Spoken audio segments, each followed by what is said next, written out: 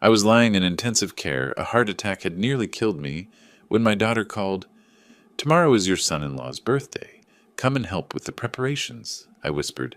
"I can't. I'm not feeling well." She yelled, "Then don't you dare come home." I hung up and blocked her number. A week later, I was discharged. I returned home and turned their lives into a nightmare. Betraying my family awakened a sense of justice they didn't expect. Before we continue, please subscribe to the channel and write in the comments what time it is where you are now. The fluorescent lights buzzed overhead like angry wasps. I stared at the acoustic ceiling tiles in the ICU, counting the tiny holes, anything to distract from the wires snaking across my chest and the steady beep of the heart monitor. 3 days had passed since my world tilted sideways on that roof. My phone vibrated on the metal tray beside me. Jennifer's name flashed across the screen. "Dad?" Her voice was tight, impatient, not the tone you'd expect when calling your father in intensive care. "Tomorrow's Brian's birthday party. We need you to come help with the setup." I shifted against the starched hospital sheets, wincing as pain shot through my chest. "Honey, I can't. I'm still at Providence. The doctors say—" "What do you mean you can't?" Her voice climbed an octave.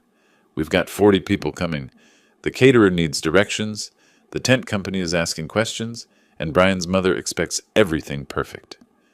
Through the phone, I heard Brian in the background. "Tell him we need the good chairs from the garage." My hand trembled slightly as I gripped the phone tighter. The heart monitor's beeping quickened.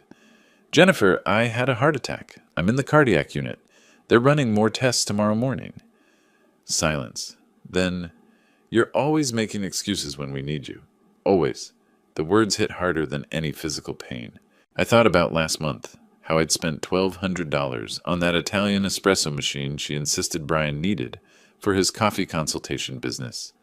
The business that lasted exactly 3 weeks. "I'm not making excuses," I said quietly. "I'm lying in a hospital bed with an IV in my arm." "Fine." Her voice turned to ice. "Then don't bother coming home at all. We don't need someone who can't be there when family needs them." The line went dead. I stared at my phone, at the photo of Jennifer that still showed her at 16, braces gleaming, holding her first-place science fair trophy. That girl wouldn't have hung up on me.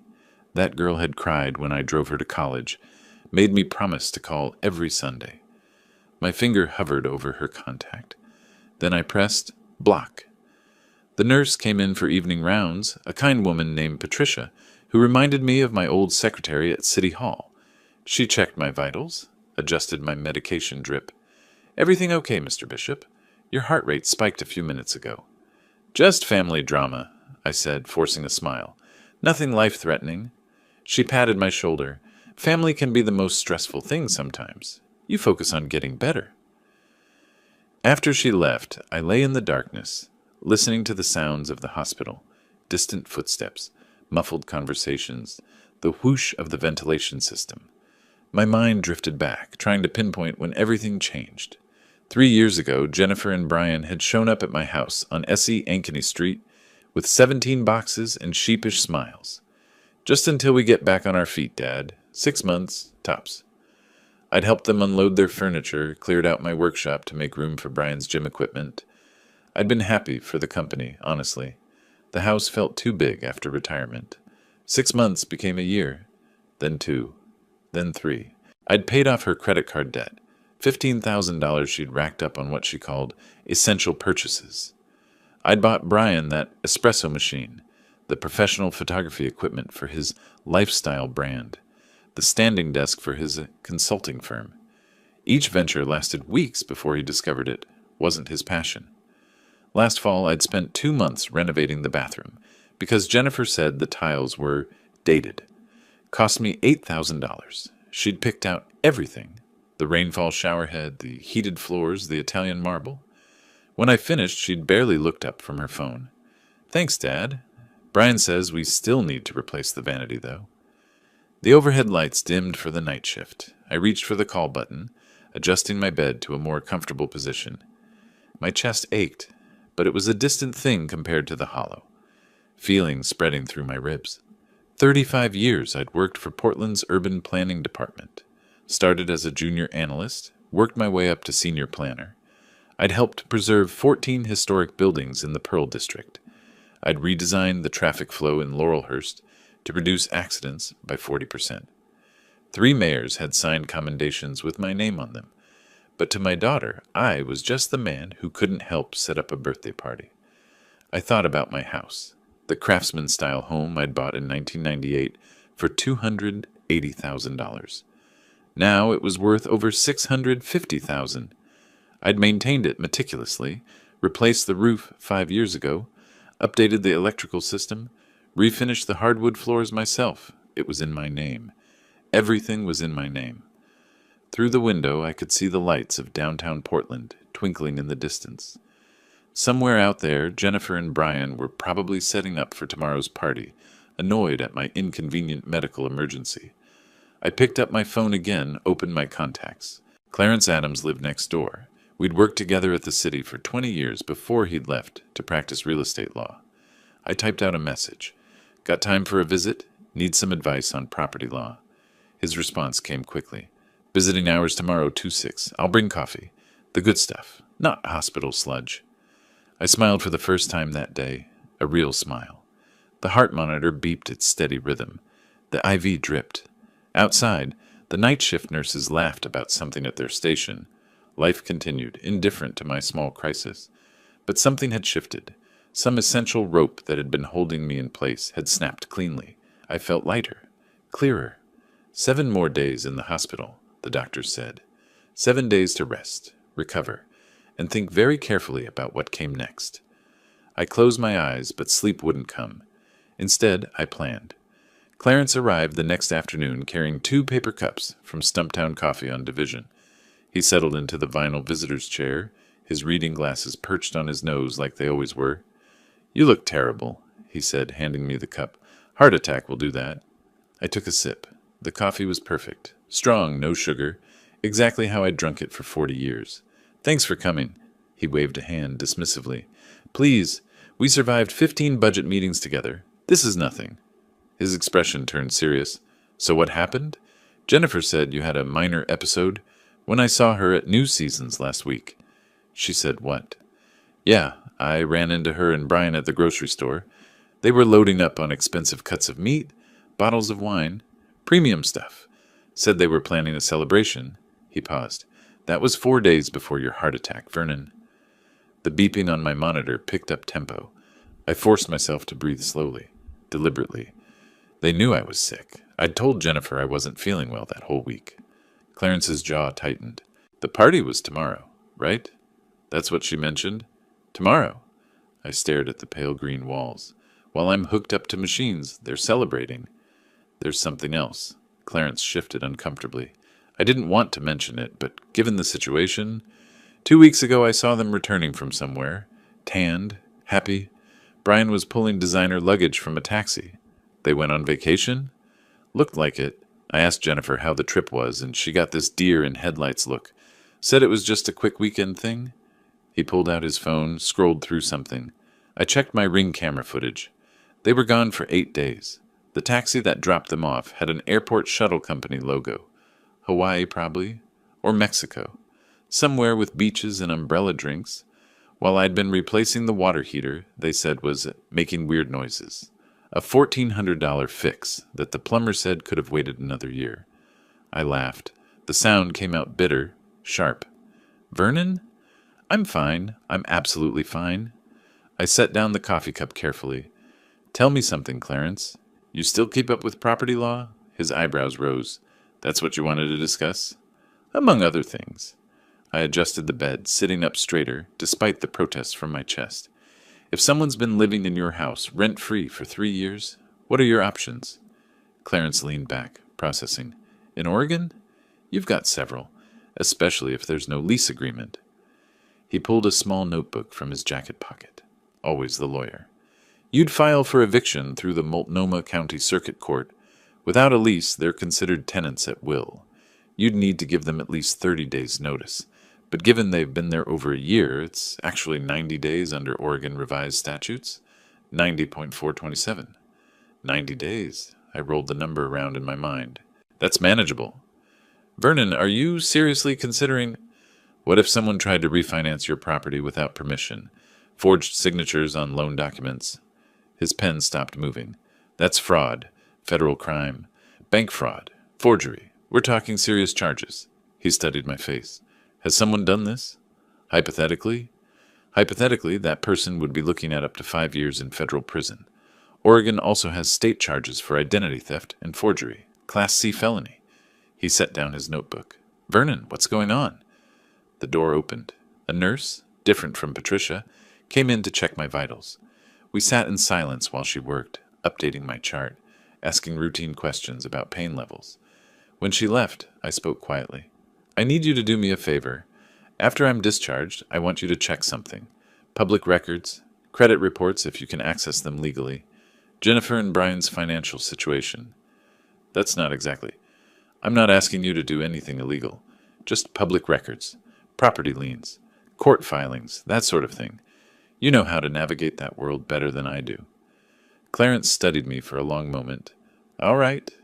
But Vernon, whatever you're thinking, I'm thinking about protecting what's mine. I met his eyes. I'm thinking about 35 years at the planning department, about the pension I earned, about the house I bought with my own money. I'm thinking about being told not to come home while I'm recovering from a heart attack. He nodded slowly. I'll make some calls, see what I can find. After he left, I spent the afternoon watching the ceiling and remembering. Not the recent years. Those hurt too much. I went further back, Jennifer at 7, losing her first tooth during breakfast. How she'd cried because she thought it meant she was broken. I'd sat her down, explained how growing up meant changing, how the new tooth would be stronger. She'd kept that baby tooth in a little box for years. Jennifer at 15, furious because I wouldn't let her go to a concert in Seattle. You don't trust me? You never trust me? 2 weeks later, 3 kids from her school went to that concert and got arrested for drug possession. She'd never apologized, but she'd hugged me tight that Sunday morning. Jennifer at 22, college graduation. I'd given her a check for $5,000, my savings from a year of side consulting work. Start your life right, I'd said. She'd cried, promised to make me proud. Where did that girl go? The days blurred together. Patricia taught me breathing exercises. Dr. Patel explained my medications, beta blockers, blood thinners, cholesterol management. I nodded, asked questions, played the role of compliant patient, but my mind worked overtime. On the 5th day, Clarence returned with a manila folder. You're not going to like this, he said, pulling the chair close. He opened the folder, revealing printouts. Jennifer and Brian have a combined debt load of approximately $239,000. The number hung in the air like smoke. The Lexus is financed for $85,000 at 6.9% interest. Brian has outstanding debts from a failed LLC, something called Parker Consulting Solutions, totaling $120,000. Collection agencies are actively pursuing him. They've got 3 maxed credit cards between them, another $34,000. I processed each number, filing it away. What about income? Jennifer makes $52,000 annually at Powell Marketing Group. Brian, he flipped a page. Brian hasn't reported consistent income in 3 years. Various 1099 forms for freelance work. Nothing substantial. So they're drowning. Worse than that. Clarence pulled out another document. I found a loan application at KeyBank, filed 2 weeks ago. It's a refinancing request for your property on S.E. Ankeny Street. The signatures, he pointed. That's not your signature, Vernon. I've seen your handwriting 1,000 times. There it was. Cold, documented proof. My heart rate stayed steady this time. I felt calm. Focused. What's your house worth now? Clarence asked quietly. The county assessment came back at $650,000 last year. He whistled low. That's a lot of equity to steal. That's a lot of motivation to get rid of an inconvenient father, I said. The words tasted like metal. Pull every string you can, Clarence. I want to know everything. Every debt, every failed payment, every legal filing. Can you do that? I can, he hesitated. Vernon, are you sure about this path? Once you start, I'm already on the path. They put me here. I gestured at the hospital room, at the machines keeping me alive. I'm just choosing which direction to walk. After Clarence left, I picked up my phone, scrolled through old photos. Jennifer and Brian's wedding 5 years ago. I'd paid for half of it, $18,000. Just to help us start off right, Dad? Brian had shaken my hand, called me his hero. I deleted the photo. One by one, I went through my gallery. Deleted every image of them. 3 years of memories, erased with steady taps of my thumb. When I finished, only older photos remained. Jennifer as a child, Jennifer in college, Jennifer before Brian, before the debt, before the entitlement. Dr. Patel discharged me on the 7th day. Take it easy, Mr. Bishop. No strenuous activity. Someone picking you up. I'll manage, I said. The Uber driver helped me into his Prius, made small talk about the weather while we drove through morning traffic. Portland looked different somehow, sharper, clearer. We passed the house where I'd worked on the Historic Preservation Committee case in 2003, the coffee shop where I used to grab lunch during budget season. 35 years of my life woven into this city's fabric. The driver turned onto S.E. Ankeny Street. My house came into view, the craftsman-style gem I'd maintained for decades. The yard looked good. Jennifer must have hired someone to mow it, with my money probably. In the driveway sat a vehicle I'd never seen before, a black Lexus RX 350, gleaming in the March sunlight, window sticker still partially visible in the rear window. I smiled. Right here is perfect, I told the driver. As I walked toward my front door, I could see through the window. New furniture in the living room, a massive flat-screen television mounted on the wall. Everything looked expensive, curated, perfect, built on debt and stolen equity. I unlocked the door with my key, stepped inside. Jennifer and Brian were in the kitchen. They turned, faces going pale. Dad, Jennifer said, You're home. Surprise, I said quietly. Hope the party was nice. Jennifer's coffee cup clattered against the granite countertop. Brian stood frozen by the refrigerator, a bottle of craft beer halfway to his lips. The kitchen smelled like expensive takeout, Thai food from that place on Hawthorne that charged $20 for pad Thai. We weren't expecting you, Brian said finally. He set the beer down slowly, like I was a wild animal he didn't want to startle. The hospital said another week at least. They said I could recover at home. I moved carefully into the living room, one hand on my chest. Not entirely an act. My ribs still ached. Figured I'd be more comfortable in my own bed. The furniture hit me again now that I was closer. A sectional sofa in charcoal gray that looked straight out of a West Elm catalog. A coffee table made of reclaimed wood and steel. The massive television had to be 75 inches, maybe more. I did quick math in my head. Probably $12,000 worth of new furniture, minimum. This is different, I said. Oh. Jennifer laughed, but it came out wrong, too high-pitched.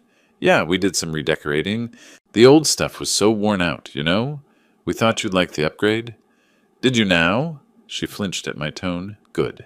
Let her squirm. Brian cleared his throat, trying to regain control. We were actually going to surprise you when you got back. Make the place feel fresh, more modern. Investment in the property value, really. I turned to look at him. Really look. He'd put on weight since they moved in. Soft around the middle. The kind of softness that came from not working, from spending days on the couch. He wore a polo shirt with a logo I didn't recognize. Probably cost more than my entire closet. Speaking of investments, I said, that's a nice vehicle outside. Jennifer and Brian exchanged a glance. Quick, nervous. The Lexus? Brian's confidence flickered back, puffing up his chest. Yeah, got a great deal on it. Part of building the right image for my consulting business. Clients expect a certain level of success, you know? Which consulting business is this? The photography one, or the coffee one, or the lifestyle brand? I lowered myself onto their new sofa carefully. Hard to keep track. His face reddened. This is different. Tech consulting. Real money in it. I've got 3 clients lined up already. 3 clients in 3 years would be an improvement, but I didn't say that. Instead, I pulled out my phone, made a show of checking something. Must be doing well, then. That's what, $60,000 for the SUV? 55, Jennifer said quickly. And we financed it, obviously. Everyone finances cars now, Dad. It's smart money management. Smart money management. From a woman who'd maxed out 3 credit cards buying furniture she didn't need, with money she didn't have. I let the silence stretch, watched them fidget. Where's my workshop? I asked, another glance between them. About that, Brian started. We converted it into a home gym. Jennifer's been really committed to her fitness journey, and with my back problems, I needed proper equipment. Your back problems? Yeah, from the accident last year. I didn't remember any accident, but then they'd stopped telling me things around the time they stopped pretending to be grateful. And my bedroom? Your bedroom? Jennifer laughed again, that same nervous pitch. It's still your bedroom, Dad. What are you talking about? I stood slowly, headed for the stairs. They followed me like anxious puppies, and I could hear Brian whispering something to Jennifer. The stairs took effort. My legs felt weak, my chest tight. I wasn't faking that part. My bedroom door stood open. Inside, I found Brian's desk set up. 3 monitors, a fancy gaming chair, cables running everywhere. My bed had been pushed against the wall. Boxes of my belongings were stacked in the corner, like garbage waiting for pickup day. This is temporary, Jennifer said from the doorway. Brian just needed the space for his workstation, and you were in the hospital. So you figured I wouldn't notice. I picked up one of the boxes. Inside were photo albums, my old city planning awards, personal papers, everything that mattered to me, shoved away like trash. Where exactly was I supposed to sleep? The guest room's all made up for you, Brian said. It's actually nicer, quieter, away from street noise. The guest room, in my own house. I set the box down, turned to face them. Jennifer's eyes were wet, but I couldn't tell if the tears were real or tactical. Brian stood behind her, arms crossed, jaw set. I need to rest, I said quietly. Long day. They practically fled. I stood in what used to be my bedroom and looked at Brian's setup. One of the monitors showed an email inbox. I couldn't read the messages from here, but I could see the senders. Collection agencies, multiple credit card companies, something from the Oregon Department of Revenue. Interesting. The guest room was indeed made up. They'd at least done that much. I unpacked my hospital bag slowly, hanging my shirts in the narrow closet. Through the window, I could see Clarence's house next door. The lights were on in his study. I made a mental note to visit him tomorrow. Over the next week, I played my part perfectly. Weak, recovering, mostly staying in my room. I took my medications at the dining table where they could see. Winced when I moved too fast. Let them think the heart attack had broken something fundamental inside me. Jennifer started making breakfast. Not well, she'd burned the bacon twice, but she tried. Brian asked about my doctor appointments, pretended to care about my cardiac rehab schedule. I watched them, learned their patterns. Brian slept until noon most days. Jennifer left for work at 8:30, returned around 6. They ordered takeout 4 nights out of 5, nothing cheap. When they thought I was napping, they argued. Always about money. We can't afford this, Jennifer hissed one afternoon. I was in my room, door cracked open. The Lexus payment is $1,200 a month, Brian. $1,200? So ask him for help. He's got money. I'm not asking my father for more money. Why not? You've done it before. He always folds. Always folds. The words stung more than my chest pain. He's different since the hospital, Jennifer said. Colder. He's old and sick, probably feeling sorry for himself. Give it time. He'll come around. I waited until I heard them go out. Some function for Jennifer's marketing firm. Then I went downstairs and looked through the mail they'd left on the counter. Bills, mostly. A notice from KeyBank about their mortgage application. Additional documentation required. The refinancing attempt. Clarence had been right. I photographed everything with my phone. Every bill, every late notice, every credit card statement they'd been careless enough to leave visible. Built my case, piece by piece. That Sunday, Clarence came over for coffee. Brian and Jennifer were at New Seasons doing their weekly grocery run. My money, of course, since they'd forgotten their wallets. You look better, Clarence said, though his eyes said he knew I was performing.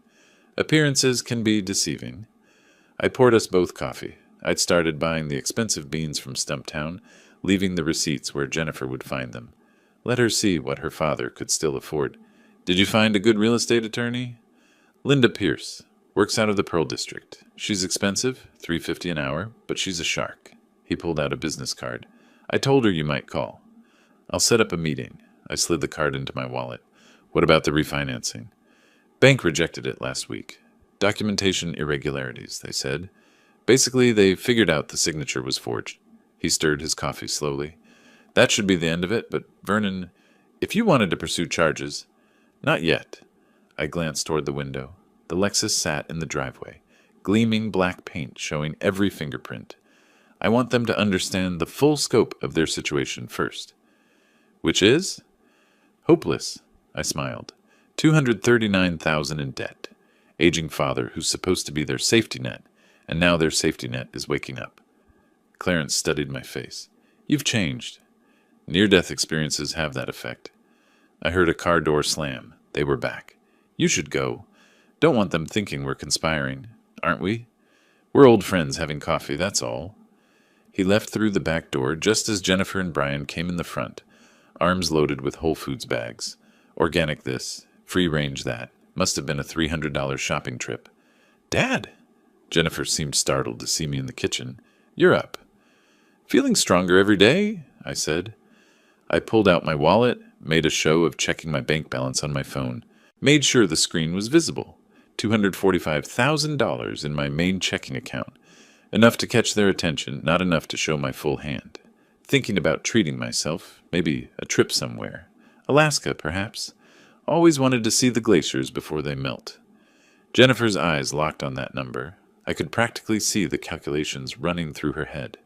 Alaska sounds amazing, Brian said, suddenly enthusiastic.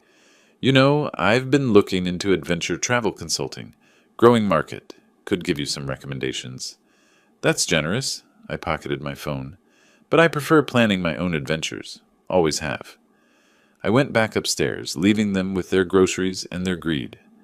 That night, I called Linda Pierce's office and left a message. Then I opened my banking app and did something I'd been planning since the hospital. I created a new will. Everything to the Portland Veterans Foundation. Every dollar, every asset, every last paperclip. Jennifer and Brian would get nothing. I saved the document, emailed it to myself, and printed 3 copies on my home printer. Left one on the kitchen counter where they'd find it in the morning. Then I took my medication, closed my eyes, and slept better than I had in 3 years. The screaming started at 6:30 in the morning. I was already awake, sitting in the guest room with my coffee, when I heard Jennifer's voice crack through the house like a whip. What the hell is this? Brian's response was muffled, but the tone carried panic. I counted to 30 before going downstairs. Gave them time to really absorb what they'd found. Jennifer stood in the kitchen holding my will like it was evidence in a murder trial. Her face had gone blotchy red, mascara already smudged from crying. Brian paced behind her, running his hands through his hair repeatedly. Morning, I said, pouring myself a fresh cup. Sleep well? What is this? Jennifer thrust the papers at me. Her hands shook. The Portland Veterans Foundation? You're leaving everything to charity? Yes. Everything? The house, your retirement accounts, all of it? Every penny. I took a sip of coffee. Colombian roast, smooth finish. They do good work. Help soldiers who actually sacrificed for something larger than themselves. Brian stopped pacing. You can't be serious. We're your family. Are you? I met his eyes. Funny. Family usually shows up when someone's in the ICU. Family doesn't tell their father not to come home. Jennifer's tears came faster. I was upset, Dad. I said things I didn't mean. You know how I get when I'm stressed. I know exactly how you get. I leaned against the counter, relaxed, casual. Inside, I was watching every micro-expression, every tell. You get stressed about money, about maintaining appearances, about keeping up with everyone else who's actually earning what they spend. That's not fair, she said. Neither is forging someone's signature on a refinancing application. The silence that followed could have cracked concrete. Jennifer's mouth opened, closed. Brian went pale, then flushed, then pale again. Quite the colorful display. I don't know what you're talking about, Brian said, but his voice cracked on the last word. KeyBank flagged your application. Documentation irregularities. I pulled out my phone, showed them the photograph I'd taken of the bank notice. Turns out banks are pretty good at detecting forgery. Who knew? Jennifer sank into a chair. Dad, please, let me explain. Explain what? How you tried to steal my house? How you've been bleeding me dry for 3 years? I set my coffee down carefully. Here's what's going to happen. You're going to get jobs, real ones. You're going to pay your own bills, and you're going to start looking for somewhere else to live. You're kicking us out? Jennifer's voice climbed to a register I hadn't heard since she was 13. We have nowhere to go. Should have thought about that before treating me like an ATM with a heartbeat. Brian stepped forward, jaw tight. You're being unreasonable. We made one mistake. One? I laughed. It came out cold, sharp. Let's count, shall we? The $15,000 in credit card debt I paid off. The $8,000 espresso machine for your coffee business that lasted 3 weeks. The bathroom renovation. The photography equipment. The lifestyle brand supplies. Should I continue? Those were investments in our future, Brian said. No, those were investments in your delusions. I picked up my phone again. Linda Pierce, real estate attorney. I have a meeting with her this afternoon. Want to guess what we'll be discussing? Jennifer stood abruptly, chair scraping loudly. You wouldn't actually evict us. Your own daughter. My own daughter told me not to come home while I was recovering from a heart attack. I kept my voice level, measured. That daughter doesn't exist anymore. I'm just protecting my assets from strangers who happen to share my last name. Over the next week, they tried everything. Jennifer brought home my favorite meals, or tried to. The pot roast was overcooked, the potatoes underdone. She'd never learned to cook properly, always relied on takeout or my efforts. She sat across from me at dinner, attempting small talk about her day at work, asking about my cardiac rehab. I answered in monosyllables. Yes, no, fine. Brian suddenly developed an interest in home maintenance. I found him in the garage one afternoon, attempting to organize my tools. He'd mixed up the socket sets, put the wrenches in the wrong drawers. 40 years of careful organization destroyed in his attempt to appear helpful. What are you doing? I asked from the doorway. Thought I'd help out. You know, with your heart and everything, you shouldn't be doing heavy work. So you're destroying my tool organization? I'm trying to help. His frustration showed through, anger simmering beneath the forced smile. You're making this impossible, Vernon. It's Mr. Bishop, I said, and you can leave my tools alone. Their tactics shifted. They started bringing up old memories. Remember when we went to the coast, Dad? Remember my high school graduation? Remember how happy we all were? I remembered. I remembered every moment they were trying to weaponize against me. The difference was I also remembered the last 3 years. Memory's funny that way. Selective amnesia only works if everyone's participating. The meeting with Linda Pierce happened on a Thursday afternoon. Her office sat on the 9th floor of a building in the Pearl District. All glass and steel and expensive views. She was younger than I expected. 45, maybe, with sharp eyes that missed nothing. Mr. Bishop, she shook my hand firmly, Clarence speaks highly of you. He speaks highly of everyone. It's annoying. She laughed. Fair enough. Let's talk about your situation. I laid it out methodically. 3 years of cohabitation without a lease. No rent paid, no formal agreement. The refinancing attempt with forged signatures, the debt load they were carrying. Linda took notes on a yellow legal pad, her pen moving quickly. Oregon's landlord-tenant law is clear on this, she said when I finished. They're tenants at will. Since they've been there over a year, you need to give 90 days' notice under ORS 90.427. After that, if they refuse to leave, you file for eviction through the circuit court. And the forgery? That's criminal. Bank fraud, identity theft, forgery, take your pick. She tapped her pen against the pad. You could file a police report. The Multnomah County DA would probably be interested, given the amount involved. How interested? $650,000 property? They'd be very interested. Class C felony, up to 5 years. She studied my face. Is that the route you want to take? I thought about Jennifer at 7, losing her first tooth. Jennifer at 15, hugging me after that concert situation. Jennifer at 22, crying at graduation. Then I thought about her face on that phone call, her voice saying, Don't bother coming home. Let's start with the eviction, I said. The criminal charges are leverage if they don't cooperate. Smart. Linda pulled out a contract. My retainer is $5,000. Hourly rate is $350. Given the circumstances, I'd estimate total costs around $12,000 to $15,000 if it goes to court. Money well spent. I pulled out my checkbook, the same one I'd had for 20 years. Worn leather cover, pages filled with carefully logged transactions. Wrote the check with steady hands. Back home, Jennifer and Brian were in the living room, having what they probably thought was a private conversation. I could hear them from the driveway. He's not going to budge, Brian said. The old man's lost it. He's not lost anything. He's punishing us. For what? Being family? Using resources that would have been ours anyway? For the phone call. For everything. Jennifer's voice cracked. I messed up, Brian. I really messed up. So fix it. Cry more. Apologize better. Old people always forgive their kids eventually. Old people. As if I were some generic elderly person, not the man who'd raised Jennifer, paid for her education, given her everything. I opened the front door loudly, made sure they heard me coming. They sprang apart like guilty teenagers.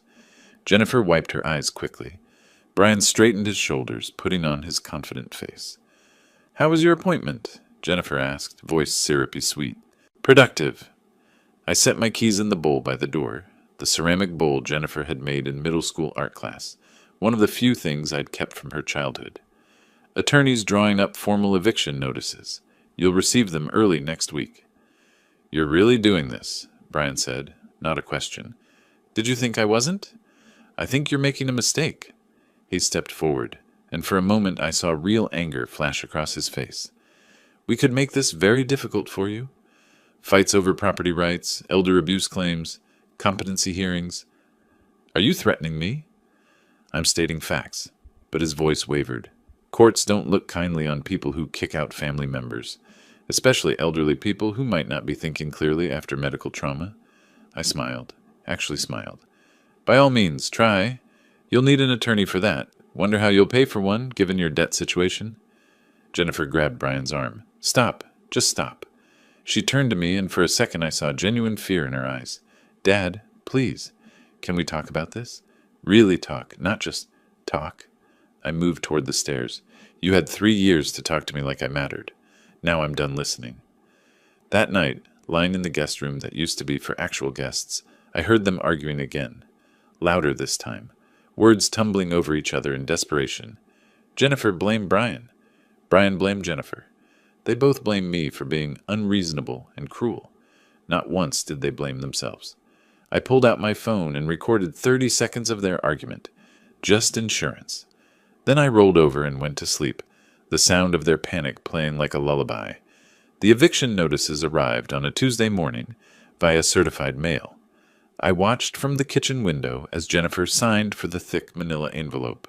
Her hand trembled so badly the postal worker had to steady the clipboard.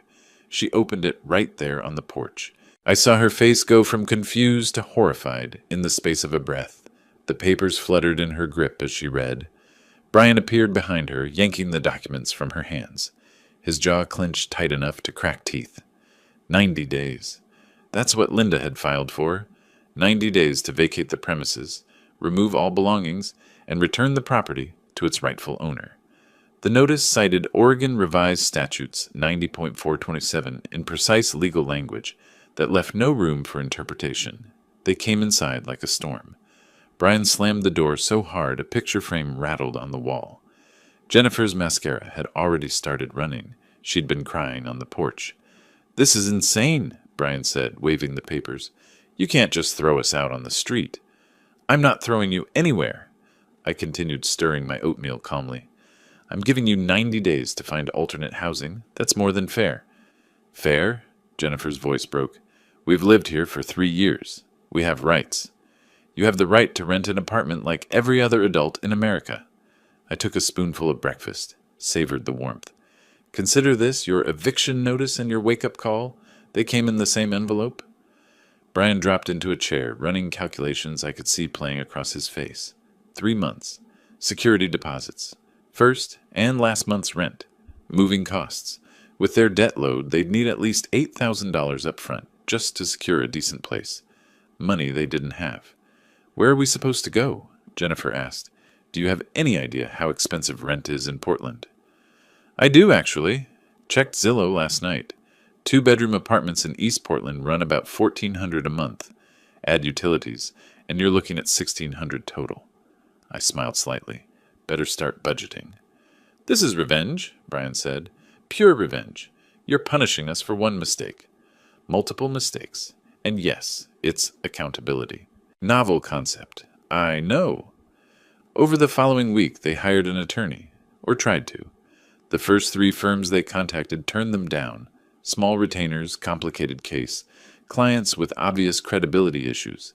Finally, they found someone willing to take them on. Marcus Webb, according to the business card I found left on the counter, practices out of a strip mall in Gresham. Reviews online were mixed at best. Webb sent Linda a letter demanding we halt eviction proceedings while they explored their options regarding tenant rights and potential elder abuse claims. Linda called me, read it aloud, then laughed so hard I had to hold the phone away from my ear. "He's fishing," she said. "Classic desperation move. Threatens elder abuse, competency issues, anything that might make you back down. Will it work? Only if you're actually incompetent, which you're clearly not. I'll respond with medical documentation from your doctors showing full cognitive function. Will also include records of all the money you've given them over 3 years. Shows a pattern of them exploiting you, not the reverse." "How long until court?" "They filed for a hearing. Judge Harrison's docket is backed up. Probably mid-July for the actual eviction hearing." She paused. "Vernon, there's something else you should consider. The forgery. That bank application. We could file criminal charges." I'd been thinking about that, weighing it. "What would that involve?" "Police report to start. Portland PD, White-Collar Crime Division. They'd investigate, hand it to the Multnomah County DA. Given the amount involved and the clear evidence, they'd likely prosecute. Brian would be looking at a Class C felony, 3 to 5 years if convicted." 3 to 5 years. I thought about Jennifer visiting Brian in prison, trying to explain to their future children why Daddy was gone. Thought about how that would destroy what was left of their lives. Then I thought about lying in that ICU bed, wires crossing my chest, listening to Jennifer tell me not to come home. "File it," I said. The police came on a Thursday. 2 detectives, Rodriguez and Thompson, mid-40s. Professional, thorough. I gave them everything. The bank documents showing the forged signature. My actual signature for comparison. The rejection letter citing documentation irregularities. Even the photographs I'd taken of other bills and statements. Brian was out when they arrived. Jennifer sat frozen on the new sectional sofa, watching the detectives take notes. Her face had gone pale as paper. "Mrs. Parker," Detective Rodriguez said gently, "did you have knowledge of your husband's attempt to refinance this property?" Jennifer's mouth opened, closed. I don't... I'd advise you to speak with an attorney before answering any questions." Detective Thompson added, "This is a serious matter. Bank fraud is a federal crime." After they left, Jennifer sat in stunned silence for 20 minutes. I made myself a sandwich, ate it at the kitchen table, flipped through the Oregonian like it was any other Thursday. "You called the police on us," she finally said, "on your own family." "I reported a crime. There's a difference. Brian's going to prison. Do you understand that?" "Prison. He committed a felony." I folded the newspaper neatly.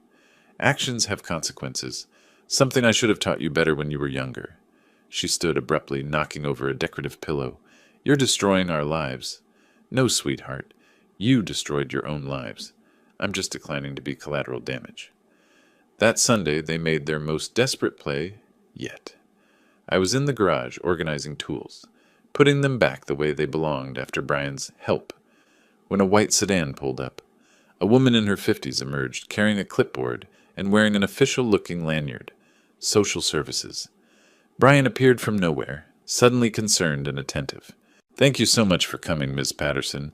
We're really worried about him." I walked out slowly, wiping grease from my hands, played it perfectly calm. "Can I help you?" "Mr. Bishop?" The woman, Ms. Patterson, smiled professionally. "I'm Carol Patterson from Adult Protective Services. Your family called with some concerns about your well-being." "Did they now?" "They mentioned you recently had a serious medical event and might be experiencing some confusion, making impulsive decisions." She glanced at her notes. "Possibly unsafe to live independently." I saw Brian's game immediately. Declare me incompetent. Get guardianship. Control my assets. Not bad for someone who couldn't keep a coffee business running for a month. "Would you like to come inside?" I asked. "I just made fresh coffee. We can talk." Inside, I gave Ms. Patterson the full tour, showed her my medication organizer, perfectly sorted by day and time, my cardiac rehab schedule, never missed an appointment, my medical records from Dr. Patel, all indicating excellent recovery and full cognitive function. Then I showed her my work history. 35 years at Portland Urban Planning. The awards, the commendations from 3 different mayors, the historic preservation work, photos of me speaking at city council meetings, presenting to the Planning Commission. As you can see, I said, my mind is quite sound. Ms. Patterson took notes, nodded. Mr. Bishop, I'm required to ask, do you feel safe in this home? Is anyone pressuring you or controlling your finances? Interesting question. I pulled out the folder I'd prepared. Knew this was coming, thanks to Clarence's warning. Here are bank statements showing 3 years of withdrawals, benefiting my daughter and her husband. Roughly $80,000 total. Here's the police report I filed regarding attempted bank fraud. And here, I handed her the eviction notice. Here's my legal action to protect my property. Her eyebrows rose as she reviewed everything. I see. My daughter and son-in-law are in significant debt. They're facing eviction and possible criminal charges. This call wasn't about my welfare. It was about them trying to maintain control of my assets. I kept my voice level, factual. I appreciate you doing your due diligence, Ms. Patterson, but as you can see, I'm the victim here, not the abuser. Brian's face had gone from confident to ashen. Jennifer sat on the couch, head in her hands. Ms. Patterson stood, collecting her materials. Mr. Bishop, you appear to be in full control of your faculties and making informed decisions about your property and care. I'll note in my report that the concerns raised appear to be unfounded. She turned to Jennifer and Brian.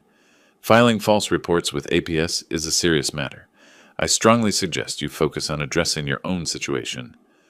After she left, the silence stretched thin and dangerous. Nice try, I said finally. But I survived 40 years of city bureaucracy.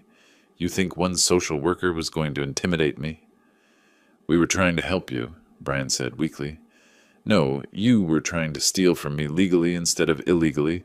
Points for creativity, I suppose. I headed for the stairs. 82 days until you're out. Better start packing. That night, I heard them fighting again. Really fighting this time. Crashes, thuds. Jennifer screaming that this was all Brian's fault. Brian shouting back that she was the one who made the phone call that started everything.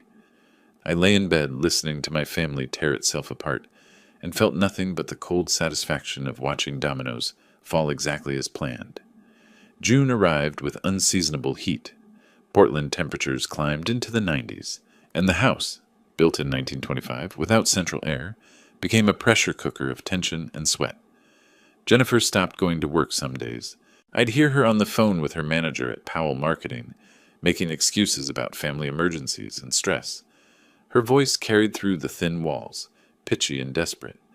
Brian spent hours in what used to be my bedroom, door closed, doing whatever unemployed consultants do when their world collapses. The financial pressure showed in small ways first. Generic brands appeared in the pantry instead of organic. The expensive craft beers vanished, replaced by cheap domestics. I noticed Jennifer's nails, she'd always kept them professionally manicured, growing out, polished, chipped, and neglected. Clarence stopped by one afternoon while they were both out apartment hunting. He carried a folder under his arm and wore his serious face. "You're the talk of Laurelhurst," he said, settling into my porch chair. "Am I now?" Betsy Morrison asked me about it at the grocery store. Said she heard Jennifer and Brian were being evicted by Jennifer's father. He opened the folder. Then Karen Walsh mentioned it at the hardware store, and Phil Henderson brought it up at the Rotary Club meeting. How does everyone know? Jennifer told someone at her work. That someone told their neighbor. Neighbors talk. He shrugged. You know how it works. Small community. Big drama. The gossip mill. I'd forgotten about that particular weapon. In a neighborhood like Laurelhurst, established families, long-term residents, everyone knowing everyone's business, reputation mattered. Jennifer and Brian were becoming the cautionary tale people whispered about over coffee. What are they saying? I asked. That you're being abused by your daughter and her husband, that they've been living off you for years, that they tried to steal your house. Clarence pulled out a newspaper clipping. This doesn't help their case either. It was from the Multnomah County Court records, published in the legal notices section of the Oregonian. My eviction filing printed in black and white for anyone searching court documents. Bishop v. Parker. Case number, hearing date, mid-July. Just like Linda said, everything public record. Linda says this is good for us, I said. Shows pattern of behavior if they try to claim I'm being unreasonable. It's more than good. It's devastating for them. Clarence leaned forward. Vernon, I don't think you realize how bad their situation is. Between the debt, the eviction, and the criminal investigation, they're toxic. No landlord will touch them. No bank will loan to them. They're in free fall. I should have felt something. Guilt, maybe. Remorse. Instead, I felt the same cold clarity that had sustained me since the hospital. They made their choices. They did, Clarence agreed. Just wanted you to know what's happening out there. The neighborhood's on your side, completely. After he left, I sat on the porch watching the afternoon shadows lengthen. Across the street, Betsy Morrison waved from her garden.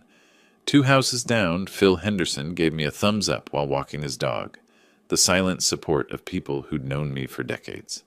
The court hearing arrived on a sweltering Tuesday in mid-July, the Multnomah County Courthouse downtown, Judge Harrison presiding. Linda met me outside, wearing a navy suit that meant business. They're already inside, she said. Webb looks nervous. The courtroom was smaller than I expected. Fluorescent lights, cheap paneling, the seal of Oregon mounted behind the judge's bench. Jennifer and Brian sat at the defendant's table with Marcus Webb, their strip mall attorney. Jennifer wore a conservative dress I'd never seen before, probably borrowed. Brian had squeezed into a suit that didn't quite fit right, collar too tight, jacket straining at the shoulders. Judge Harrison entered, mid-50s, silver hair, reading glasses. He reviewed the file for several minutes before speaking. This is an eviction proceeding, he said. Bishop versus Parker. Mr. Bishop seeks to remove tenants from his property at 1847 S.E. Ankeny Street after 90 days' notice. Ms. Pierce, your opening? Linda stood smoothly. Your Honor, this is a straightforward case. Mr. Bishop owns the property in question. The defendants have resided there for 3 years without a lease, without paying rent, and without contributing to household expenses. Under ORS 90.427, Mr. Bishop provided proper notice. We're asking the court to grant the eviction. Webb stumbled through his response. Talked about verbal agreements, family obligations, the hardship eviction would cause. Judge Harrison listened with the patient expression of someone who'd heard it all before. Mr. Webb, the judge interrupted, do you have any documentation of a rental agreement? Any proof of rent payments? Well, no, Your Honor, but any lease, written or otherwise? It was an informal family arrangement. That's not a legal basis to prevent eviction. Judge Harrison turned to me. Mr. Bishop, you're the property owner of record? Yes, Your Honor. Purchased in 1998. Deeds in my name alone. And you provided 90 days' notice as required. I did. The judge reviewed more papers. I see there's also a pending criminal investigation related to attempted bank fraud involving this property. Brian's face went white. Jennifer grabbed his hand under the table. Yes, Your Honor, Linda said. The defendants attempted to refinance Mr. Bishop's property without authorization using forged signatures. The Multnomah County District Attorney is reviewing charges. Judge Harrison's expression hardened. He removed his glasses, fixed Brian and Jennifer with a look that could have frozen lava. So you're living rent-free in your father-in-law's house, not contributing financially, and attempted to steal his equity through fraud. Webb opened his mouth. Nothing came out. Your Honor, Jennifer said suddenly, voice cracking, my father had a heart attack. We were trying to help. By forging his signature on loan documents? No, that's not. We were desperate. Desperation doesn't justify fraud, Miss Parker. The judge put his glasses back on. This court grants the eviction. Defendants have 45 days from today to vacate the premises. That's September 1st. Any belongings remaining after that date will be considered abandoned. The gavel came down. Sharp. Final. Jennifer burst into tears. Brian sat frozen, looking like he'd been hit by a truck. Webb gathered his papers quickly, avoiding eye contact. Outside the courthouse, Linda shook my hand. Clean victory. 45 days is actually generous. Judge could have given them 30. September 1st? I repeated. The date felt symbolic somehow. Labor Day weekend. New beginnings. They'll likely appeal, Linda warned. But given the circumstances, I doubt it'll go anywhere. You've got a solid case. I watched Jennifer and Brian exit the building. She leaned on him heavily, face buried in his shoulder. He stared straight ahead, jaw clenched. Marcus Webb said something to them, gestured helplessly, then walked away toward the parking garage. Even their attorney was abandoning them. The Uber ride home felt different, lighter. I looked at Portland passing by, the food cart pods, the Powell's Books building, the bridges crossing the Willamette. My city, the place I'd spent my career trying to improve, to preserve, to protect. Now I was protecting myself. That evening I found a note on the kitchen counter. Jennifer's handwriting, shaky and rushed. Dad, please, we need to talk. Really talk. Before it's too late. Jay, I folded the note carefully, put it in my pocket, went to my computer and checked my bank accounts, my investment portfolios, my retirement funds. Everything in order, everything protected. Then I pulled up rental listings for East Portland, found several options in their price range, small apartments, older buildings, nothing fancy but adequate. Printed them out, left them on the counter where Jennifer would find them. A olive branch, sort of. More like a roadmap to their new reality. Through the walls, I heard Brian's voice raised. Your father is destroying us. Everything we built. We built nothing, Jennifer shouted back. We lived off him like parasites. Don't you see that? The first crack of self-awareness. About time. I made myself dinner, salmon, roasted vegetables, a glass of decent wine. Ate alone at the kitchen table with the window open, warm July air carrying the scent of roses from Betsy Morrison's garden. 43 days until they were gone. 43 days until my house was mine again. I could wait. August brought no relief from the heat or the tension. The house felt smaller each day, packed with boxed belongings and simmering resentment. Jennifer and Brian moved through the rooms like ghosts, avoiding each other, avoiding me, avoiding the reality of September 1st approaching with the inevitability of a freight train.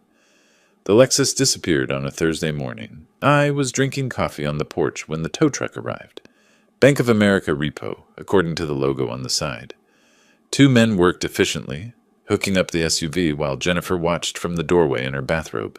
Her face had gone slack, expressionless, like she'd run out of reactions to process. Brian came charging out. You can't take that. I'm only 2 months behind.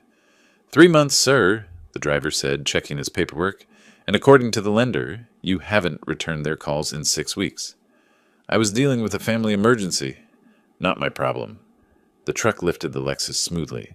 $85,000 worth of image building vanishing down S.E. Ankeny Street. Several neighbors watched from their yards. I saw Betsy Morrison shaking her head, and Phil Henderson actually filming it on his phone. The theater of consequences. Better than anything on television. Brian stood in the driveway long after the truck disappeared, arms hanging at his sides. Then he turned and saw me on the porch with my coffee. Enjoying the show? He asked bitterly. Just drinking my morning coffee. You made it a show. He walked toward me, fists clenched. For a moment I thought he might actually swing. Hoped he would, honestly. Assault charges would make everything so much cleaner. This is all your fault, he said, voice low and dangerous. Everything that's happening to us. No, Brian. This is all your fault. Mine was just stopping the bleeding. I took another sip. How's the apartment search going? His jaw worked. Every place we apply turns us down. Bad credit, eviction on record, pending criminal charges. We're untouchable. Consequences, I said simply. Funny how they accumulate. He stormed back inside. The door slammed hard enough to rattle the porch railings. That afternoon, Detectives Rodriguez and Thompson returned. Brian's face went from angry to terrified in the span of a breath when he saw them through the window. They sat in the living room, my expensive new living room, courtesy of debt-financed furniture, and laid out the situation in calm, professional tones. The Multnomah County DA is prepared to file charges, Rodriguez said. Bank fraud, forgery, identity theft. We're looking at a Class C felony. Standard sentence runs 3 to 5 years. Jennifer made a sound like a wounded animal. Brian's hands trembled. However, Thompson continued, the DA is willing to offer a plea agreement. Mr. Parker pleads guilty to attempted fraud, accepts 3 years supervised probation, and pays restitution of $50,000 to Mr. Bishop. No jail time if he complies fully. $50,000. I watched Brian process that number, watched him calculate how impossible it was, how utterly beyond his reach. And if he doesn't take the deal? Jennifer asked quietly. Trial. If convicted, mandatory minimum of 3 years in state prison, possible maximum of 5. Plus restitution, legal fees, court costs. Rodriguez handed Brian a business card. You've got until next Tuesday to decide. Talk to your attorney. After they left, Brian sat motionless on the sectional sofa. Jennifer paced, arms wrapped around herself, spiraling into full panic mode. $50,000, she repeated. Where are we supposed to get $50,000? Your father, Brian said flatly. Ask him. They both turned to look at me. I'd been standing in the kitchen doorway, witnessing the whole scene. Absolutely not, I said. Dad, please. Jennifer's voice broke. Brian will go to prison. Our lives will be destroyed. Your lives are already destroyed. You did that yourselves. I pulled out a chair, sat down at my own kitchen table. I paid your debts before. $15,000 for credit cards, $8,000 for equipment, bathroom renovation. Every single time you promised things would change. They never did. This is different. This is exactly the same. You want me to bail you out so you can keep pretending your choices don't matter? I shook my head. I'm done being your safety net, Jennifer. You're going to land on the ground this time. Feel how hard it is. Brian stood abruptly. You're a miserable old man who can't stand seeing other people happy. I'm a man who finally stopped letting his family steal from him. I met his eyes calmly. Take the plea deal, Brian. 3 years probation is better than prison. Figure out how to make the payments. Get a job, a real one. Join the rest of us in the adult world. He stormed out. Jennifer stayed, tears streaming down her face. I remember when you used to love me, she said softly. I still love you. That's why this hurts. I stood, moved toward the stairs. But love doesn't mean letting you destroy yourself. Or me. Over the next 2 weeks, their apartment search grew increasingly desperate. They'd applied to 23 places according to the spreadsheet I saw Jennifer working on. 23 rejections. The eviction on their record, Brian's pending criminal case, their combined debt load. They'd become untouchable in Portland's competitive rental market. Finally, they found something. A studio apartment in East Portland, near 82nd Avenue. Not the glamorous area they'd imagined for themselves. The building was old, the neighborhood rough, but the landlord, some guy who owned several rundown properties, agreed to take them for $1,100 a month, plus a massive security deposit of $3,000. Jennifer's mother loaned them the money. I'd never met the woman. She and Jennifer's late father had divorced when Jennifer was young, minimal contact after. But desperation makes people reach out to anyone who might help. We're signing the lease tomorrow, Jennifer announced one evening. Move-in date is September 1st. Convenient timing, I said. She looked exhausted, hair pulled back in a messy ponytail, no makeup, wearing sweatpants and an old t-shirt. The polished marketing professional had disappeared, replaced by this hollow-eyed stranger. I found something else too, she said, when I was packing. In the garage. She handed me an old shoebox. Inside were letters, ones I'd written to her during her freshman year of college. Pages of fatherly advice, encouragement, stupid jokes to make her laugh during finals week. I'd sent one every week for the entire year. I'd forgotten about these, she said. Reading them now, I don't recognize that person anymore. The daughter you wrote to. The one who cared about something besides money and appearances. She's still in there somewhere. Is she? Jennifer's voice cracked. Because I'm not sure anymore. I look at what we did to you, what I did, and I don't understand how we got here. One bad decision at a time, I said, compounding. She nodded slowly. Brian's taking the plea deal. His attorney says it's the smart move. $50,000 in restitution, payable over 3 years. He'll have to get a real job finally. And you? I'm staying at Powell Marketing. They haven't fired me yet, though everyone knows about the eviction. She laughed bitterly. I'm the office scandal. The woman whose father kicked her out. The woman who tried to steal her father's house, I corrected. Words matter, Jennifer. Yeah. She picked up the shoebox. Can I keep these? The letters? They're yours? She left the kitchen carrying pieces of a better past when things had been simpler, when she'd been someone worth writing to every week. The last week of August arrived with cooler temperatures and a sense of finality. Boxes filled every room. U-Haul reservations were made. Jennifer and Brian barely spoke to each other, communicating through terse text messages and post-it notes. I watched it all with the detachment of an urban planner observing a failed development project, documenting the collapse, taking notes, learning lessons for future reference. On the morning of August 31st, Brian signed the plea agreement at the courthouse. 3 years probation, $50,000 in restitution, community service requirements. Judge Harrison presided over that too, made sure Brian understood every term, every condition, every consequence of violation. "This is mercy, Mr. Parker," the judge said. "Don't waste it." Brian nodded numbly, signed everywhere the prosecutor indicated. That evening I sat on my porch watching the sunset paint the sky orange and purple. Tomorrow they'd be gone. Tomorrow my house would be mine again. Tomorrow I could start repairing what they'd broken, not just the physical space, but something harder to name. Clarence joined me with 2 beers. We sat in comfortable silence the way old friends do. "You won," he said finally. "Did I?" "Legally, financially, morally. Yes, absolutely." He took a sip. "But Vernon, you look tired." "I am tired." I stared at the sunset. Winning is exhausting. Regrets? I thought about that. About the heart attack, about the phone call, about every moment that led to this one. "No," I said finally. "They needed to learn this lesson. I just wish I hadn't been the one who had to teach it." We sat until the stars came out. 2 old men on a porch, bearing witness to the end of something that never should have happened in the first place. September 1st dawned cool and gray. Marine layer fog rolled in from the Willamette, blanketing Laurelhurst in thick moisture that clung to everything. Appropriate weather for an ending. The U-Haul arrived at 7 in the morning. Brian had rented the smallest size they offered, 10 feet, barely enough for a studio apartment's worth of furniture. He and Jennifer loaded boxes in tense silence, working like strangers forced together by circumstance rather than marriage. I stayed out of their way, made coffee, read the newspaper, pretended this was a normal Saturday morning. But I watched through the kitchen window, documenting every trip they made from house to truck. Around noon, Jennifer came inside one last time. She was searching for something in the garage, digging through the boxes I'd moved there months ago when Brian took over my bedroom. I heard her moving things around, the scrape of cardboard on concrete.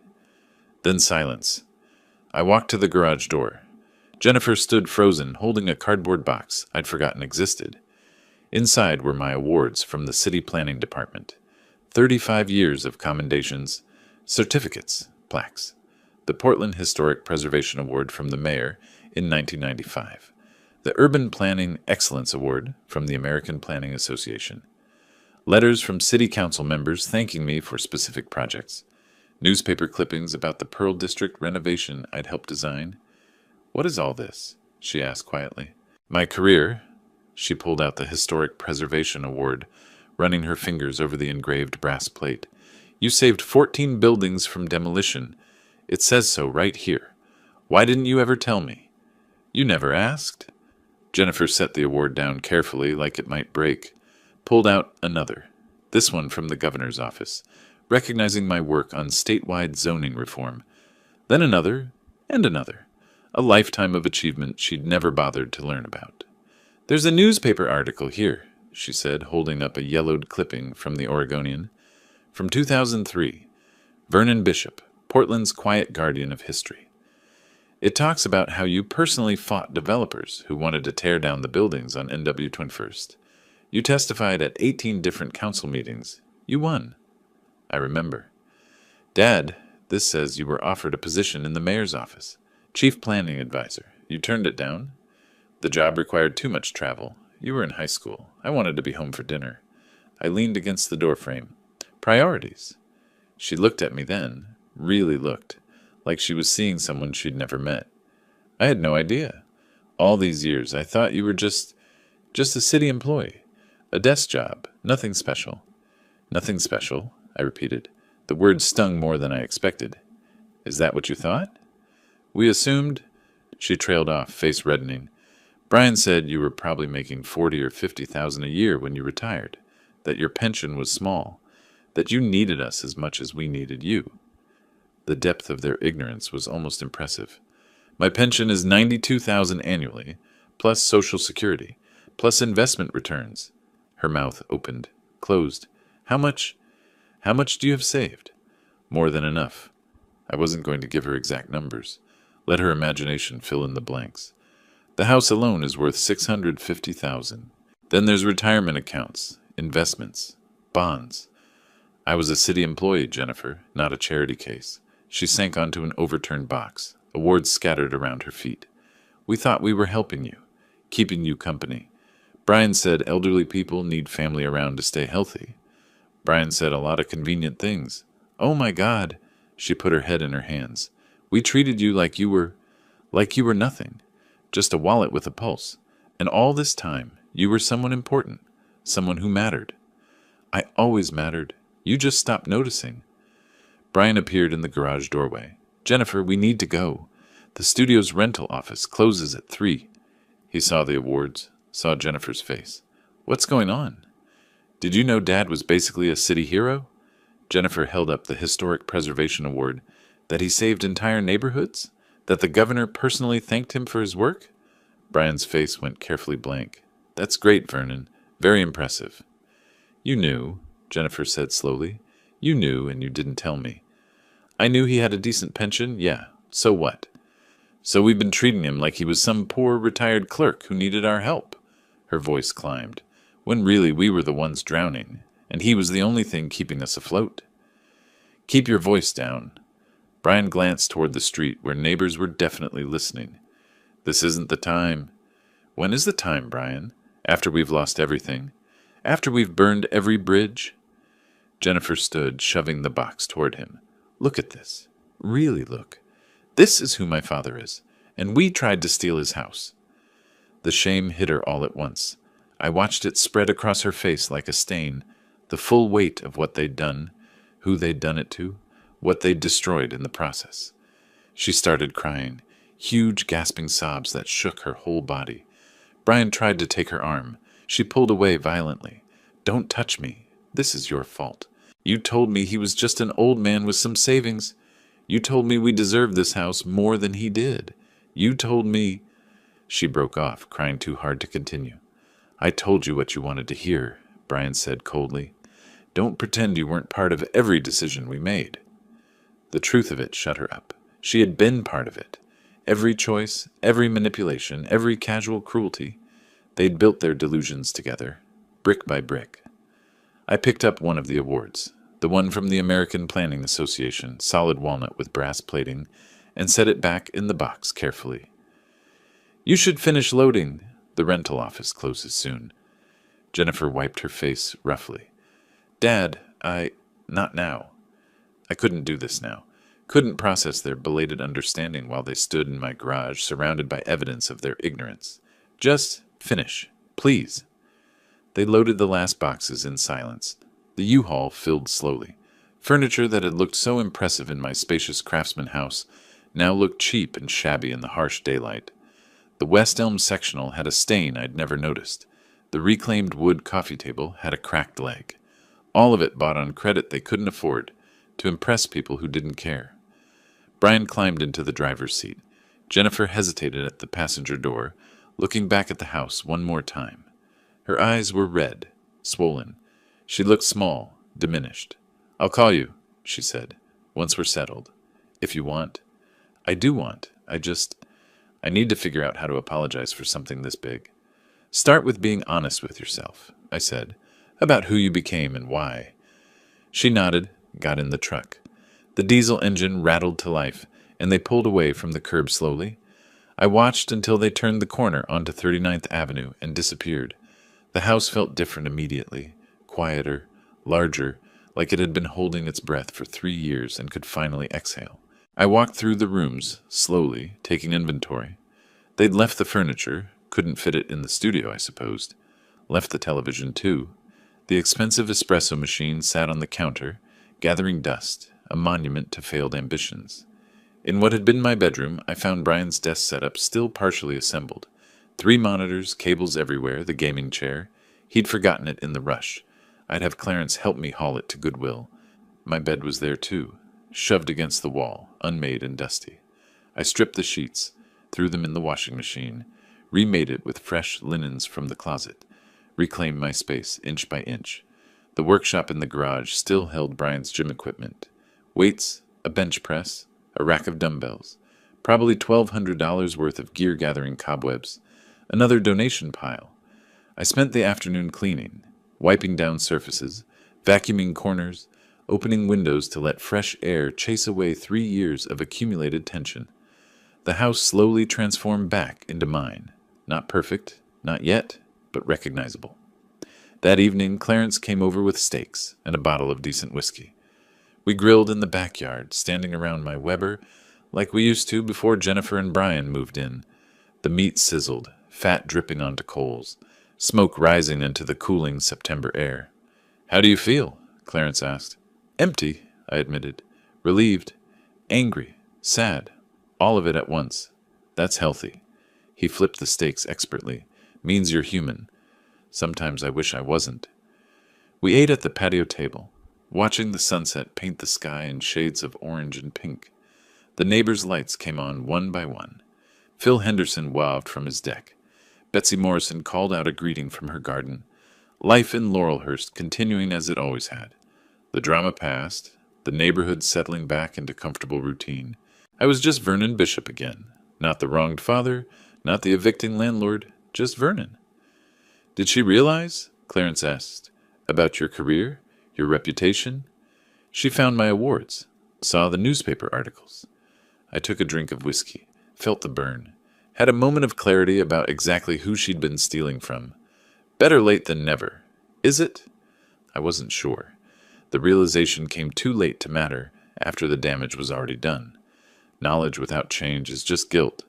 Give her time. Maybe she'll surprise you. Maybe. But I wasn't holding my breath. That night, I slept in my own bed for the first time in months. The room was mine again. The house was mine again. Everything exactly as it should have been all along. But as I drifted off, I couldn't help wondering, was winning supposed to feel this hollow? 3 weeks passed before Jennifer called. I'd spent those weeks systematically reclaiming my house. Donated the expensive furniture to a charity that helped domestic violence survivors. Seemed fitting somehow. Hauled Brian's forgotten gym equipment to Goodwill, watching the workers load 40-pound dumbbells into their truck. Repainted my bedroom, hanging my own photographs back on the walls. Pictures from city projects, historic buildings I'd helped save, Portland landmarks I'd influenced. The house felt like mine again. Smelled like mine. Moved around me the way a well-worn shoe fits a foot. Comfortable, familiar, right. Clarence helped me install new locks. Probably unnecessary, he said, but it sends a message. What message? That chapter's closed, permanently. When Jennifer's call came, I almost didn't answer. Her name on my phone screen brought back too much. The good memories now tainted by everything that followed. But curiosity won. "Dad?" Her voice sounded small, tired. "Can we talk?" "We're talking now." "I mean in person, please. There are things I need to say to you." I considered refusing. Would have been easier. But I'd spent 3 years avoiding difficult conversations, letting small problems grow into catastrophes. Maybe it was time to face things head on. "Stumptown coffee on Division," I said. "Tomorrow at 2. She arrived 10 minutes early. I watched her through the window as she sat at an outdoor table, fidgeting with her phone, checking the time repeatedly. She wore simple clothes. Jeans, a plain t-shirt, hair pulled back, no makeup, the polished facade completely gone. I ordered my coffee slowly, made her wait. Not out of cruelty, just testing whether she'd stay or bolt. When I finally sat down across from her, she looked up with red-rimmed eyes. "Thanks for meeting me," she said. "You look terrible." A bitter laugh escaped her. "I feel terrible. The studio it's small, really small. We can hear our neighbors through the walls. There's a leak in the bathroom the landlord won't fix. And Brian," she trailed off. "What about Brian?" "We're separating, probably divorcing." She said it flat, matter of fact. Turns out when you strip away the comfortable house and the free ride, there's not much left between us. He blames me for everything. For the eviction, for the criminal charges, for his probation. I blame him for pushing me to treat you like an ATM. You both share that blame equally. I know. She twisted her coffee cup. I spent the last 3 weeks thinking about when it all went wrong. When I stopped seeing you as my father and started seeing you as a resource, an inconvenience. I don't have a good answer. It was gradual, I said. Small choices that became patterns. Patterns that became character. Brian got a job. Warehouse work, overnight shift, $11 an hour. He hates it. Comes home exhausted, angry at the world. She smiled without humor. I told him that's what real work feels like. He didn't appreciate that. I sipped my coffee. Waited. The restitution payments started last week. We owe you $50,000 over 3 years. That's $1,389 a month. She pulled out a folded paper, a payment schedule. I did the math. Between my salary and Brian's warehouse job, after rent and utilities and food, we have maybe $200 left each month. We can't make the payments. That's not my problem. I know. I'm not asking you to forgive the debt. She met my eyes. I'm telling you so you understand. We're going to violate the plea agreement. Brian will go back to court. He'll probably go to prison. The information settled between us. A statement of fact, not a plea for sympathy. Does he know you're telling me this? I asked. He doesn't know I'm here at all. He'd lose it if he found out. She unfolded the paper, showed me the numbers in her neat handwriting. I wanted you to know that I understand the consequences now. What we did, what it cost, what happens next. No more denying reality. I studied her face. She looked older, harder, like life had finally caught up with her entitled assumptions and crushed them flat. Why tell me? I asked. What do you want from this conversation? Nothing. I want nothing. Her voice cracked slightly. I just wanted you to know that I see it now. Who you are. What we took from you. I found more articles online about your work, your career. You testified in front of state legislature twice. You wrote policy that's still in use today. You saved history, Dad. Real, actual history. And we treated you like you were nobody. Yes, you did. She flinched but didn't look away. I also wanted to apologize. Really apologize. Not the manipulative kind where I'm trying to get something. Just, I'm sorry. For all of it. For the phone call at the hospital. For living off you. For Brian's forgery. For every moment we made you feel small and unimportant. You deserve so much better from me.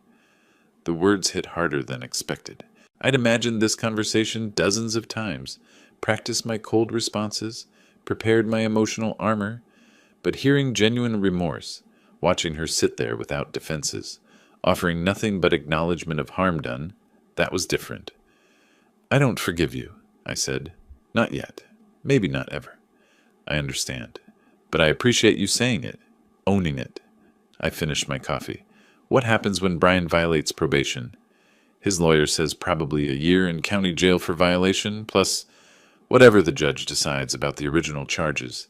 Could be 2 years total. She wrapped her arms around herself. I'll divorce him while he's inside. Start over completely. I'm already looking for a second job. Weekends, maybe nights. Anything to get ahead of the debt. You could declare bankruptcy. I could. She shook her head. But that feels like running away again. I caused this debt. I'll pay it. We sat in silence. Around us, Portland moved. Cyclists passing on Division. Students from the nearby coffee shop. Families pushing strollers. Life continuing its indifferent forward motion.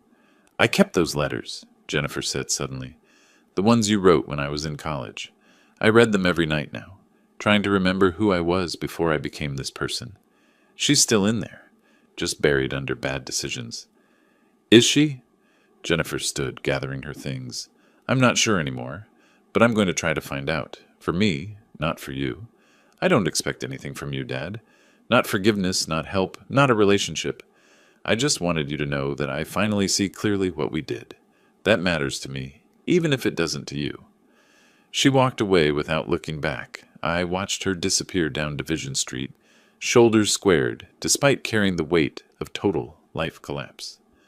Clarence texted that evening. Heard Jennifer came by. How'd it go? She apologized. Genuinely, I think. What did you say? That I don't forgive her yet. Do you think you will? Eventually? I stared at my phone, considering. Trust shattered doesn't simply rebuild because someone says sorry. Respect lost takes years to earn back. Love twisted into manipulation doesn't untangle with one coffee shop conversation. But something had shifted. Some small space opened between complete rejection and grudging acknowledgement. Not forgiveness, not even close, but maybe the possibility of it someday, if she kept walking the hard road she'd chosen. I don't know, I texted back. Ask me in a year. That night, I sat in my workshop, fully reclaimed now, tools organized, projects in progress, and worked on a piece of furniture I'd started before they moved in. A bookshelf, quarter-sawn oak, hand-cut dovetails. 3 years abandoned, now slowly taking shape again. The work felt good, honest, creating something with my hands, building rather than destroying, moving forward rather than dwelling on the past. My phone buzzed. Linda Pierce. Vernon, just an update. Brian Parker missed his first restitution payment. Probation officer filed a violation report. Court date set for October 15th. Thought you should know. October 15th, 3 weeks away, the next domino falling exactly on schedule. I set down my chisel and looked at the unfinished bookshelf. Wondered if Jennifer would really try to find herself, or if she'd crumble under the pressure like she always had. Wondered if Brian would survive jail or come out angrier and more entitled than before. Wondered if I cared about the answers to those questions. The house settled around me with its familiar creaks and sighs. My house, my space, my life, finally my own, again after 3 years of occupation. The victory should have felt sweet. Instead, it just felt quiet. Quiet was good enough. October arrived with typical Portland rain, the kind that settles in for days, turning the city gray and introspective. I didn't attend Brian's probation violation hearing. Linda went as my representative and called me afterward with the verdict. 18 months in Multnomah County Detention Center, she said. Judge Harrison was not sympathetic. Said Parker had been given mercy once and squandered it. He starts serving in 2 weeks. And the restitution? Still owed in full. The debt doesn't disappear because he's incarcerated. Jennifer's on the hook for it too. They were both listed as liable. Papers rustled on her end. Vernon, this is done. You won. Completely and totally. But winning felt less satisfying than I'd imagined back in that ICU bed. More complicated. Jennifer's genuine remorse had muddied the clean lines of my revenge. Brian going to jail felt necessary, but not triumphant. Thanks, Linda. Send me your final invoice. Already in your email. It's been a pleasure working with you. She paused. For what it's worth, you did the right thing. Not the easy thing, but the right thing. After we hung up, I sat in my living room, my actual living room, not theirs anymore, and looked at the space. I'd replaced their debt-financed furniture with pieces from my own storage. My old leather sofa, worn but comfortable. The oak coffee table I'd built in 1997. Everything familiar, everything mine. The house felt like home again. Finally. 2 days later, Jennifer knocked on my door. She stood on the porch soaked from the rain, no umbrella, looking like she'd walked the entire way from their studio in East Portland. Behind her, to my surprise, stood Brian. He looked diminished, thinner, gray-faced, wearing a cheap raincoat that did nothing to keep him dry. Can we come in? Jennifer asked. Please, just for a few minutes. I considered saying no. Would have been within my rights. But curiosity won again, just like at the coffee shop. They sat on my old sofa, dripping on the hardwood floors I'd refinished myself. Neither spoke immediately. Brian stared at his hands. Jennifer twisted a soggy tissue. Brian has something to say, Jennifer finally said. We both do. That's why we're here. Brian looked up. His eyes were different, haunted, defeated. I'm going to jail in 12 days, 18 months. Before I go, I needed to... He stopped, swallowed hard. I needed to apologize. Really apologize. Not the tactical kind where I'm trying to get something. Go on.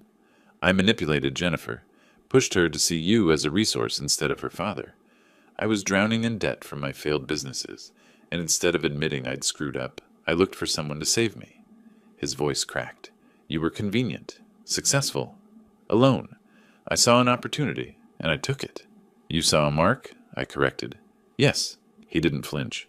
I saw a mark. I convinced Jennifer you needed us, when really we needed you. I pushed for the refinancing scheme. I forged your signature. Jennifer didn't know until afterward, but she didn't report it either. We're both guilty. Different degrees, but both guilty. Jennifer spoke quietly. I made the phone call. That's on me. When you were in the ICU, dying for all I knew, I was worried about Brian's birthday party. Tears ran down her face, mixing with rainwater. What kind of person does that? What kind of daughter? The kind who lost their way? I said. Not kindly, but factually. I found out about the forgery the day after you came home from the hospital, she continued. Brian told me what he'd done, said it was too late to back out. I could have called the police then, reported it, protected you. Instead, I chose him over you. She looked at me directly. That was my decision. My betrayal. I own it. The room settled into heavy silence. Rain drummed against the windows. Somewhere down the street, a car passed, headlights sweeping across the walls. Why now? I asked. Why come here and tell me this? Because you deserve to hear it, Brian said. Because I'm going to prison and might not get another chance. Because Jennifer's filing for divorce and starting over, and she needs to face you before she can move forward. He stood slowly. I don't expect forgiveness. Don't deserve it. But you deserve the truth, spoken clearly, without excuses. Anything else? Just... He hesitated. Thank you. For not pressing for the maximum sentence. For giving me probation first. I wasted that chance, but you gave it. That's more than I deserved. He walked to the door, stopped with his hand on the knob. For what it's worth, the newspaper articles Jennifer found about your career, I read them all. You really were someone important, someone who mattered, and I treated you like garbage. That's going to haunt me in that cell. After he left, Jennifer remained on the sofa. We sat in silence for several minutes. I meant what I said at the coffee shop, she finally said. I don't expect anything from you. Not forgiveness, not a relationship, nothing. I just wanted you to hear it from both of us. The full acknowledgement of what we did. What happens after Brian goes to jail? I keep working, keep trying to pay down the restitution. I'm waitressing 3 nights a week now on top of my marketing job, sleeping 5 hours a night, sending every extra dollar toward what we owe you. She pulled out a crumpled envelope. This is the first payment, $200. It's not much, but it's honest. I earned it. I'm giving it. No strings attached. I took the envelope. The bills inside were worn, clearly hard-earned. Keep it. What? Keep it? Pay your own rent. Feed yourself. I set the envelope on the coffee table between us. Here's what's going to happen, Jennifer. You're going to pay the court-ordered restitution over the next 3 years. Not to me. To the system. That's justice, and it's non-negotiable. But I'm not going to grind you into dust over it. Dad, I'm not done. I leaned forward. You're going to rebuild your life. Really rebuild it. Not fake it with credit cards and borrowed money. You're going to figure out who you are without Brian, without my money, without anyone's safety net. You're going to become someone your 22-year-old self would recognize. And then maybe we try being father and daughter again. Not now, not next month, maybe not next year. But eventually, if you prove you've actually changed. I pulled out a business card, my own, from my consulting days. This is my email. Once a month, if you want, you can send me an update. How you're doing, what you're learning, who you're becoming. I'll read them. I might not respond, but I'll read them.